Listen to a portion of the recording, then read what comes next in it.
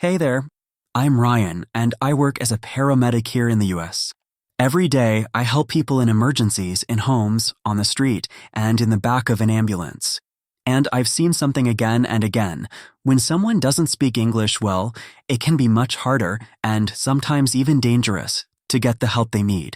That's why I want to talk to you today.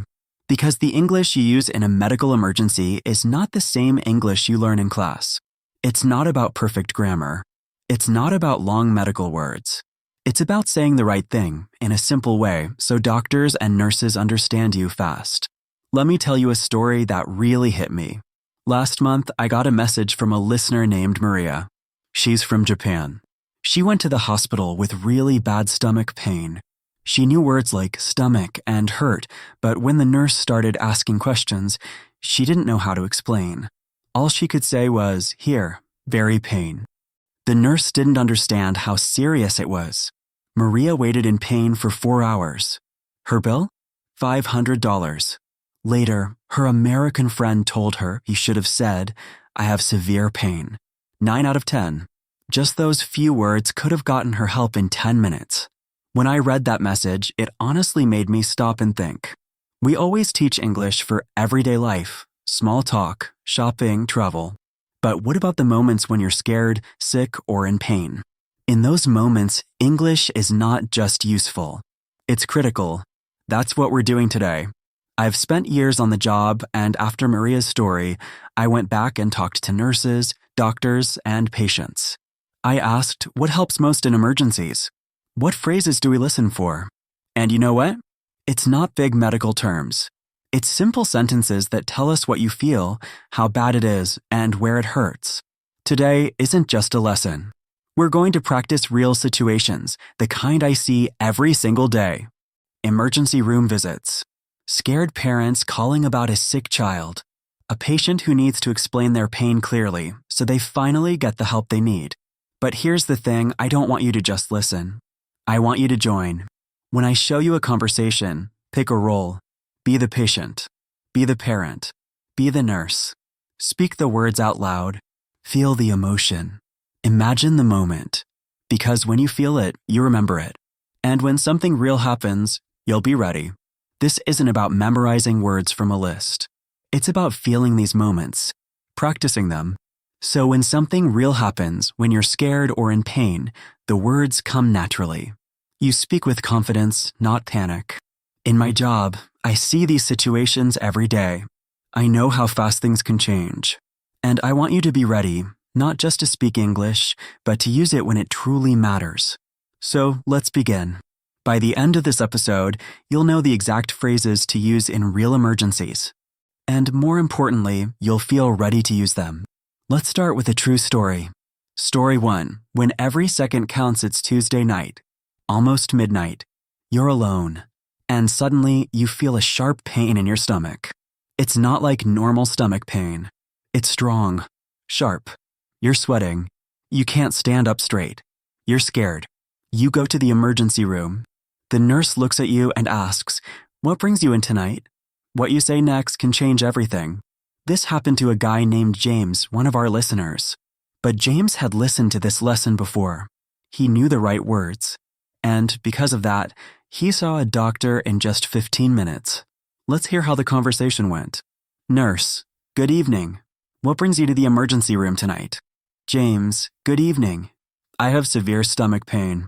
It started 2 hours ago. It's the worst pain I've ever felt. I can't even stand up straight. Nurse, can you show me where the pain is? James, it started near my belly button. But now it's on the lower right side. When I press here and let go, the pain spreads through my whole stomach. It's really bad. Nurse, on a scale of 1 to 10, how bad is the pain? James, it's a 9, maybe even a 10. I've never felt anything like this. I also threw up twice, and I feel hot and shaky. Nurse, thank you. Your symptoms, where the pain moved, how strong it is, and the vomiting and fever suggest it might be appendicitis. We'll get you to the doctor right away. James, appendicitis? Is it serious? I'm really scared.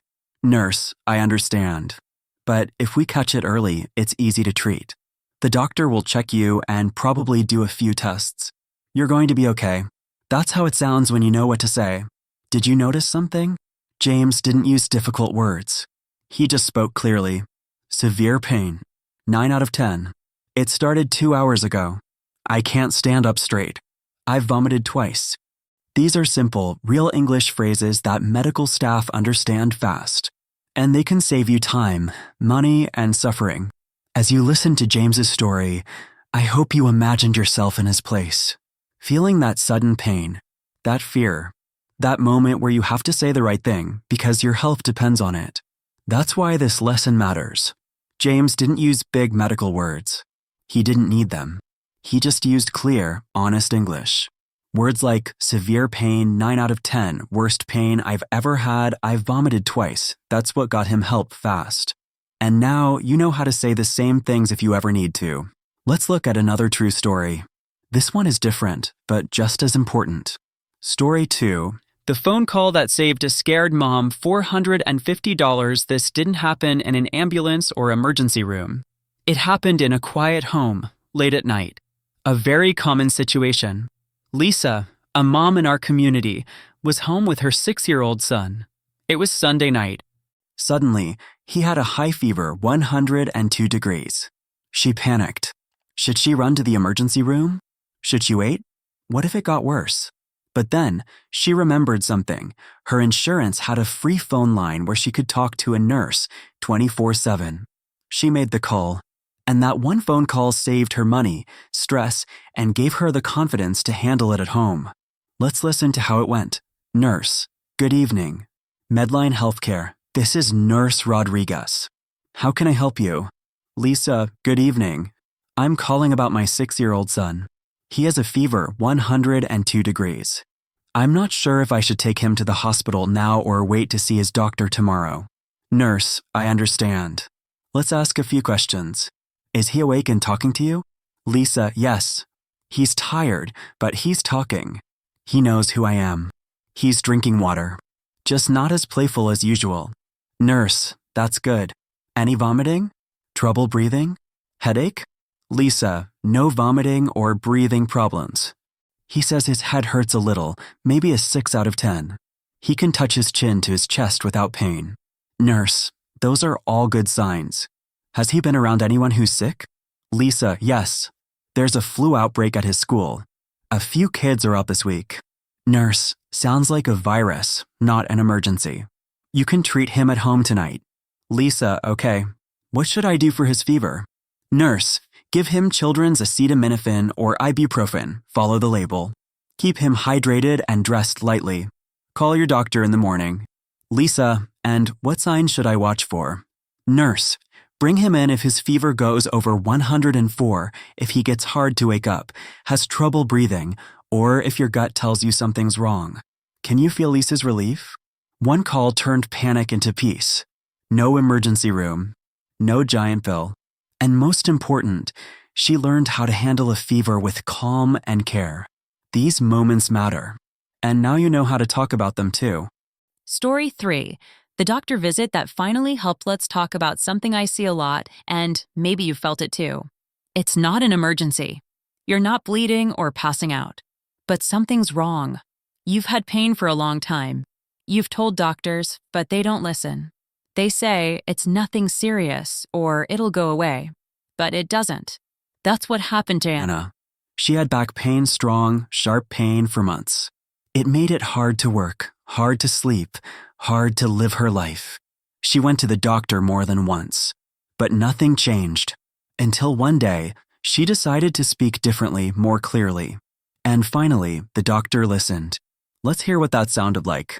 Doctor, good morning, Anna. I see here you're back because of ongoing back pain. Tell me more about it. Anna, good morning. I've had strong lower back pain for 3 months now. It's really affecting my daily life. I can't work well. I wake up at night. Even sitting or driving hurts a lot. Doctor, okay? How would you describe the pain? Anna, it's constant, usually a 7 out of 10. But when I sit for more than 20 minutes, it jumps to a 9. It also goes down my right leg, and sometimes my foot feels numb. The pain is sharp and shooting. Doctor, what have you tried so far?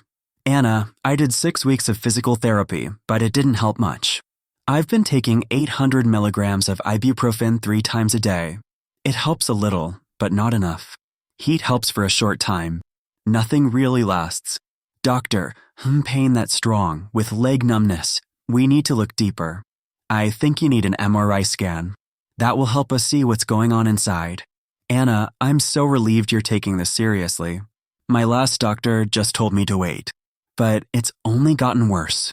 Will my insurance cover the MRI? Doctor, I'll write a letter for your insurance.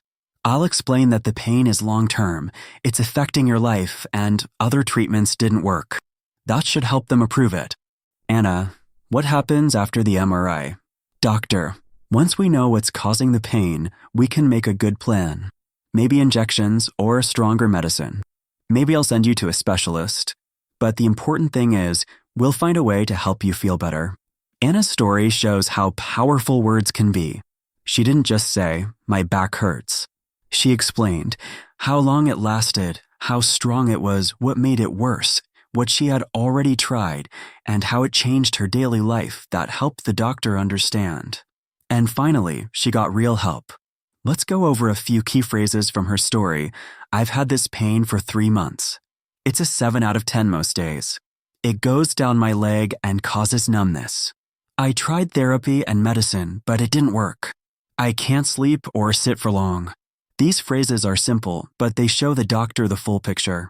Now that we've gone through all 3 stories, James in the emergency room, Lisa calling the nurse at night, and Anna finally getting the right diagnosis, I hope you see something clearly. In medical situations, specific English phrases make a big difference.